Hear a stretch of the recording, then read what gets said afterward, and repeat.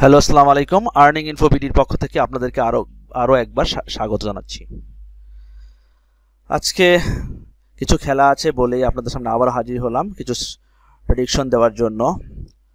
আমি গত ম্যাচগুলোতে যে প্রেডিকশনগুলো দিয়েছি আশা করি আপনারা মোটামুটি লাভবান হয়েছেন, এবং আমি যে দিকগুলোর কথা বলেছিলাম সেগুলো যদি আপনারা ফলো করেন আশা করি আপনারা ভালোভাবে অন্তত লস থেকে বাঁচতে পারবেন। যাই হোক, আজকে বেশিক্ষণ কথা বলবো না, কারণ আমি খুব শর্ট টাইম একটু পেয়েছি আমার অফিস থেকে। এই মধ্যে আমি কিছু প্রেডিকশনের একটা ভিডিও আপনাদের জন্য দিয়ে দিচ্ছি। প্রথমে আমরা যাব ক্রিকেটে আজকে অনেকগুলো খেলা আছে। তার মধ্যে ইন্ডিয়াতে সাউথ আফ্রিকা ভার্সেস অস্ট্রেলিয়া, এটাতে বোঝাই যাচ্ছে যে সাউথ আফ্রিকাই উইন হবে। আমার প্রেডিকশনটা সাউথ আফ্রিকার পক্ষে। আর এখানে ইন্ডিয়া ওমেনদের ব্যাপারে আমি খুব একটা বলতে পারি না। হংকং ভার্সেস নেপাল, এই খেলাটা একেবারে 50-50 চান্স। তারপরও আমি এখানে হংকংকে এগিয়ে রাখছি, কারণ এখানে হংকংয়ের জয়ের সম্ভাবনা। আমার প্রেডিক্টটা হংকংয়ের পক্ষে, কারণ হংকং একটা অঘটন ঘটিয়েছে, সবচেয়ে শক্তিশালী একটা দল এই টিমগুলোর মধ্যে সবচেয়ে শক্তিশালী দল আফগানিস্তানকে হারিয়ে। সুতরাং আমি হংকংকেই প্রায়োরিটি দিব এবং হংকংয়ের পক্ষে আমি প্রেডিক্ট করব। তারপর বলা যায় না, তবে আপনারা যদি হংকংয়ের পক্ষে ধরেন তাহলে মোটামুটি এমনভাবে ধরবেন যেন আপনাদের সেফ, মানে লস যেন না হয়। আয়ারল্যান্ড ভার্সেস ইউএই, এখানে আয়ারল্যান্ডকে আমি প্রায়োরিটি দিচ্ছি। আমার প্রেডিকশন আয়ারল্যান্ডের পক্ষে থাকবে। ওয়েস্ট ইন্ডিজ এবং হল্যান্ড, এখানে ওয়েস্ট ইন্ডিজ এবং জিম্বাবুয়ে ভার্সেস স্কটল্যান্ড, এগুলো আসলে বলাই যায়। তারপর যদি আপনাদের মনে হয় যে কনফিউশন থাকে, আমার মনে হয় এইসব ম্যাচগুলোতে আপনারা 50 ওভার পরে কত রান করবে এরকম একটা প্রেডিকশন দিতে পারেন, বা প্রত্যেকটা 5 ওভার যে over 5 over 10 over 15 over 20 over এরকম যে ওভারগুলো আছে, এই ওভারগুলোতে কত রান করতে পারবে সেটার একটা প্রেডিকশন আপনারা প্রেডিকশন দিবেন এবং সেটা ব্যাটিং করবেন। আমার মনে হয় এখানে উইন হইতে পারবেন। তবে আমি আবারও বলছি, সবচেয়ে কমন যে ম্যাচগুলো যেগুলো হবেই মোটামুটি মানে আমার 90% শিওর সেটা হচ্ছে, যদিও ক্রিকেটে অনিশ্চয়তার খেলা, তারপর আমি যতটুকু মোটামুটি বলতে পারি জিম্বাবুয়ের সম্ভাবনা বেশি, ওয়েস্ট ইন্ডিজের সম্ভাবনা বেশি, আয়ারল্যান্ডের সম্ভাবনা বেশি এখানে। আচ্ছা, আর কি ক্রিকেট আছে আজকে? আচ্ছা, আজকে আছে আরেকটা ভেরি ইম্পর্টেন্ট একটা খেলা, সেটা হচ্ছে শ্রীলঙ্কা ভার্সেস ইন্ডিয়া টি20। এই টি20তে আমি মনে করি শ্রীলঙ্কা এবং ইন্ডিয়ার মধ্যে আজকে একটা তুমুল প্রতিযোগিতা হবে, কারণ অলরেডি শ্রীলঙ্কা কিন্তু ব্যাকফুটে চলে গেছে বাংলাদেশের কাছে এরকম একটা মানে জমজমাট একটা ম্যাচে হেরে। তো তারা চাবে যেভাবেই হোক ইন্ডিয়ারকে বিট করতে। আবার ওদিক দিয়ে ইন্ডিয়া কিন্তু একবার শ্রীলঙ্কার কাছে হেরেছে, সুতরাং ইন্ডিয়াও ফাইনালে যাওয়ার জন্য ইন্ডিয়াকে ছেড়ে কথা বলবে না। সেই দুই দিক থেকে আমি মনে করি আজকের উইনার হচ্ছে, আমার প্রেডিক্টটা হচ্ছে ইন্ডিয়ার পক্ষে। আমি মনে করি যে ইন্ডিয়া উইন হতে পারে। যদি শ্রীলঙ্কা বা ইন্ডিয়া যেই আজকে ব্যাটিং করুক 150+ রান হবে। এটা আপনারা 20 ওভারে ফার্স্ট যে ব্যাটিং করবে তাকে ফার্স্ট 20 ওভারে 150-র মধ্যে রেখে দিবেন। যদি পারেন, যদি এরকম রান কমে যায়, যে দেখা যাচ্ছে যে প্রথম 5 ওভারে খুব কম রান করছে, তখন যদি দেখেন যে 130 ওভার বা 145 ওভার থাকে, অবশ্যই আপনার এটাতে ভিউজ একটা অ্যামাউন্ট ধরবেন। আশা করি এখানে উইনার হবেন, কারণ শ্রীলঙ্কা এবং ইন্ডিয়ার খেলাতে 150-এর উপরে রান হবে। কারণ শ্রীলঙ্কা এবং ইন্ডিয়ার বোলাররা মোটামুটি ইদানিং মার খাচ্ছে, এবং ইন্ডিয়ান বোলারের যে শ্রীলঙ্কানে মার খাচ্ছে। আর যেহেতু প্রেমাদাসা স্টেডিয়াম যদি হয় খেলাটা, বা শ্রীলঙ্কার যে স্টেডিয়ামই হোক, প্রচুর রান আসছে দেখা যাচ্ছে, এবং টি20তে এই দুইটা দল খুব ভালো রান করে। সুতরাং যে টিমই টসে জিতুক না কেন, আপনি 150+ রান ধরবেন, 150 ওভার ধরবেন আফটার 20 ওভারে। তারপরে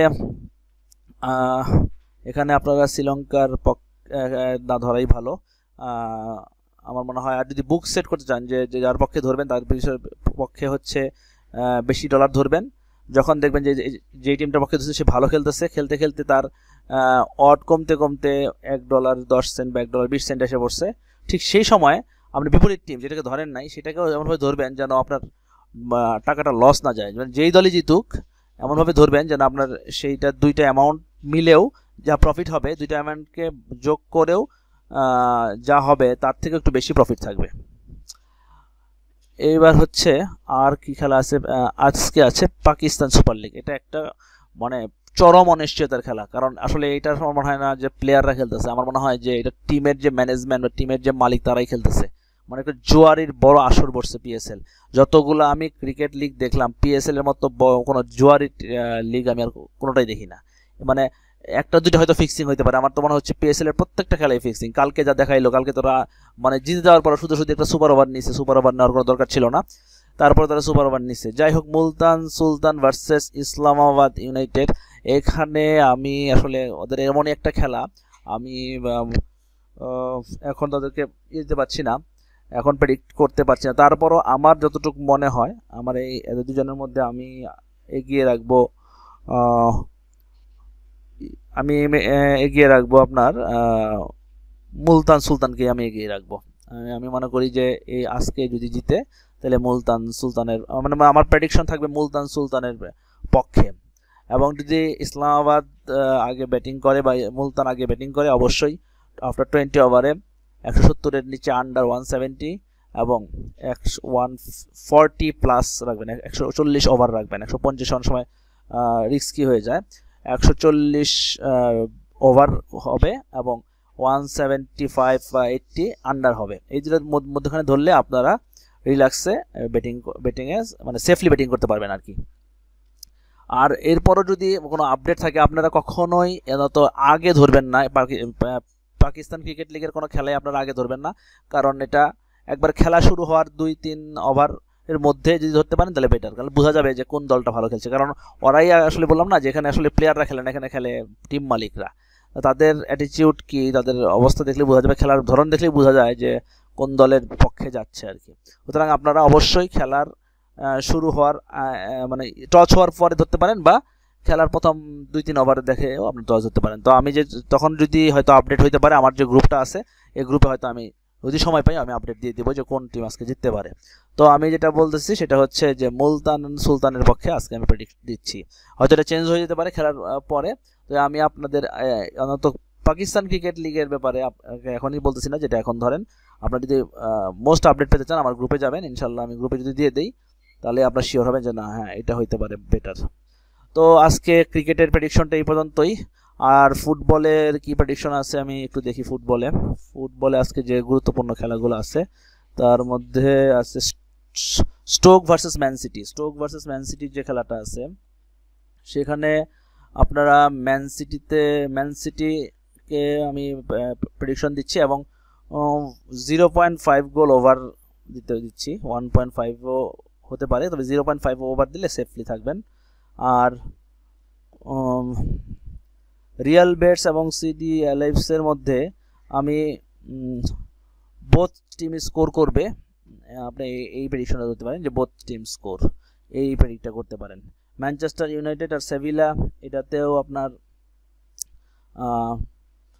0.5 গোলটাই আমি মনে করছি সেফলি ব্যাটিং, কারণ এরা ম্যানচেস্টার ইউনাইটেড হচ্ছে এমন একটা টিম, সবচেয়ে দুর্ভাগ্য একটা টিম ইংলিশ প্রিমিয়ার লিগের মধ্যে।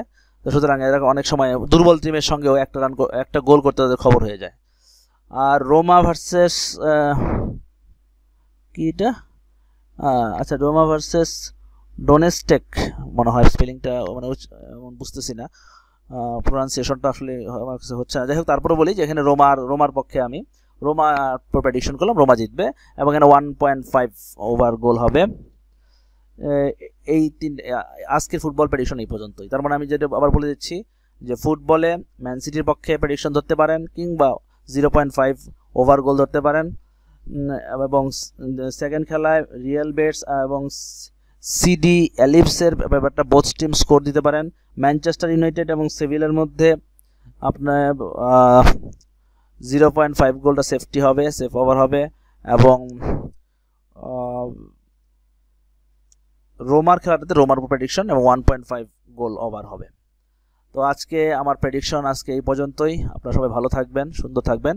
আবার আমি নতুন কোনো প্রেডিকশন নিয়ে আপনাদের সামনে হাজির হব। সে পর্যন্ত সবাই ভালো থাকুন। খোদা হাফেজ।